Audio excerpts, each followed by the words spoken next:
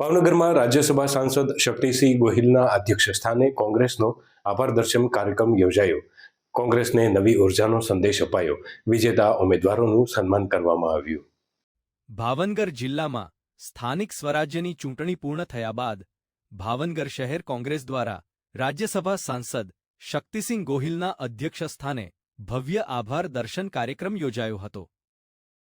કાર્યક્રમમાં કોંગ્રેસના ઉમેદવારો, આગેવાનો અને મોટી સંખ્યામાં કાર્યકરો ઉપસ્થિત રહ્યા હતા। આ પ્રસંગે વિજેતા ઉમેદવારોનું સન્માન કરવામાં આવ્યું હતું, જ્યારે શક્તિસિંહ ગોહિલે ભાજપ સરકાર પર આકરા પ્રહારો કરતા કાર્યકરોને હાર જીતથી ઉપર ઉઠીને પ્રજાસેવામાં વધુ સક્રિય બનવા આહ્વાન કર્યું હતું। ભાવનગર શહેર કોંગ્રેસ દ્વારા આયોજિત આભાર દર્શન કાર્યક્રમ કોંગ્રેસના સંગઠનાત્મક બળ અને કાર્યકરોની એકતાનું પ્રતિબિંબ બની રહ્યો હતો। કાર્યક્રમમાં શહેર જિલ્લાના હોદ્દેદારો, ઉમેદવારો, બૂથ સ્તરે કાર્ય કરનાર કાર્યકરો તેમજ વર્ષોથી પક્ષ સાથે સંકળાયેલા નિષ્ઠાવાન કાર્યકરો મોટી સંખ્યામાં જોડાયા હતા। આ પ્રસંગે રાજ્યસભા સાંસદ શક્તિસિંહ ગોહિલે જણાવ્યું હતું કે સ્થાનિક સ્વરાજ્યની ચૂંટણીમાં કોંગ્રેસને મર્યાદિત સફળતા મળી હોવા છતાં કાર્યકરોમાં નવી ઉર્જા, સંગઠન અને સમર્પણની ભાવના સ્પષ્ટપણે જોવા મળી હતી। તેમણે કોંગ્રેસના કાર્યકરોને પક્ષની સાચી તાકાત ગણાવી તેમના પરિશ્રમ અને જનસંપર્કની પ્રશંસા કરી હતી। કાર્યક્રમ દરમિયાન મહાનગરપાલિકા, જિલ્લા પંચાયત, તાલુકા પંચાયત અને નગરપાલિકાની ચૂંટણીમાં વિજેતા બનેલા ઉમેદવારોને પ્રમાણપત્ર આપી સન્માનિત કરવામાં આવ્યા હતા। સાથે જ ભાજપ અને આપ પાર્ટી છોડીને કોંગ્રેસમાં જોડાયેલા કાર્યકરોનું ખેસ પહેરાવી સ્વાગત કરવામાં આવ્યું હતું। આ દરમિયાન શક્તિસિંહ ગોહિલે નેત પેપર લીક મામલો તેમજ પેટ્રોલ ડીઝલના વધતા ભાવોને લઈને ભાજપ સરકારને આડે હાથ લીધી હતી। સાથે જ કાર્યકરોને નિરાશ ન થવા અને બમણી તાકાત સાથે લોકોની વચ્ચે રહી પ્રજાસેવામાં જોડાવા હાકલ કરી હતી। રૂપેશભાઈ મણિયારને વિનંતી કરીશ કે તેઓ શક્તિસિંહજીનું સ્વાગત કરે। સલીમભાઈ ઝડપથી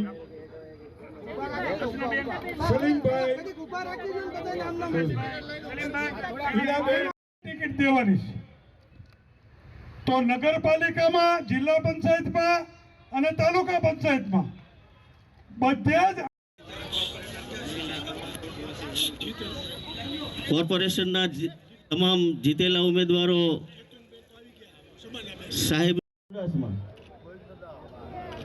ત્યારબાદ આમ આદમી પાર્ટીમાંથી જો કોંગ્રેસમાં પ્રવેશ મેળવવાના છે તેવા હંસાબેન જોડિયા, મેયર સાક્ષી વિપુલભાઈ, મેયર શિલ્પાબેન બારીયા, અંકિતભાઈ શંકરભાઈ બારીયા, નીતા શંકરભાઈ ગોહિલ, રંજનબેન ગોરધનભાઈ, તુષારભાઈ। બેવડી થઈ ગઈ છે।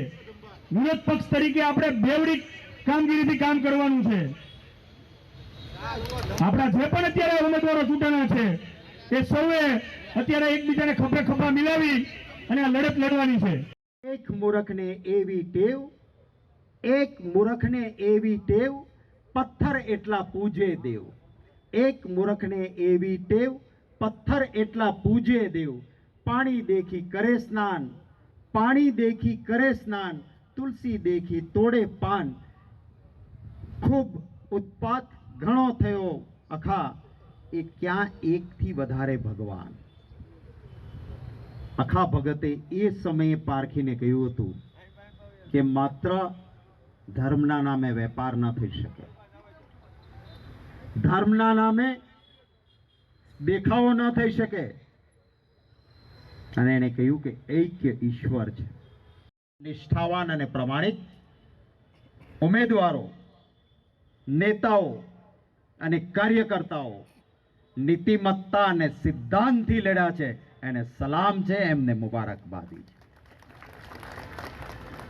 કેટલાક દાવપેચ લોકશાહીમાં ગ્રાહ્ય નથી હોતા।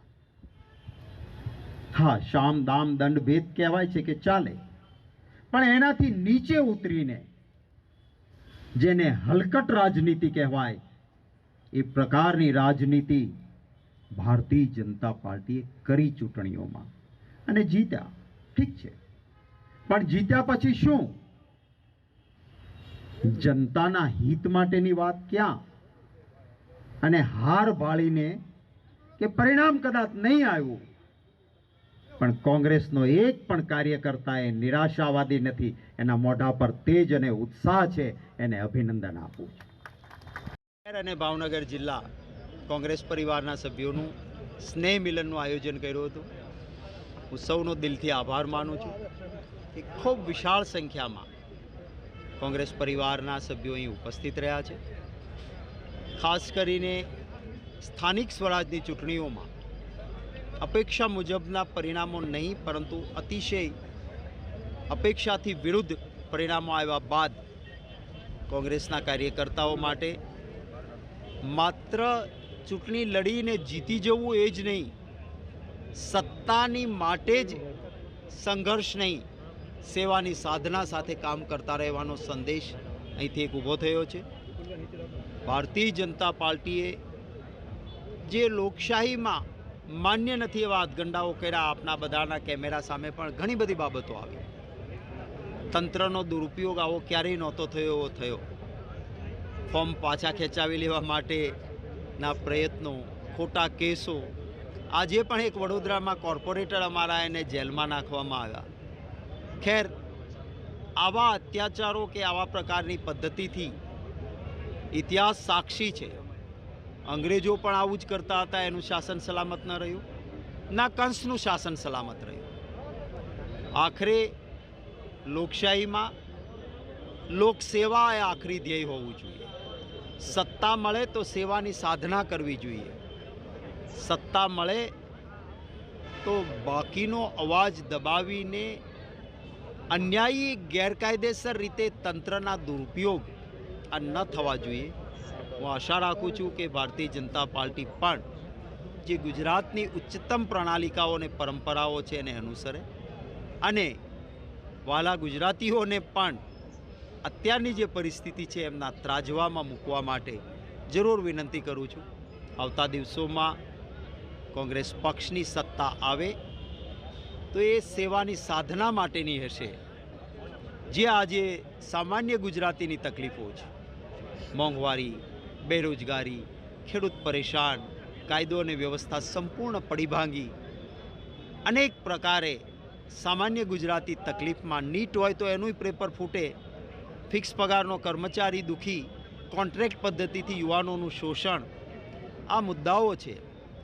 અમે માત્ર નકારાત્મક નહીં, એક સકારાત્મક રાજનીતિના ભાગરૂપે એક પોઝિટિવ એજન્ડા સાથે આવતા દિવસોમાં આગળ વધીશું.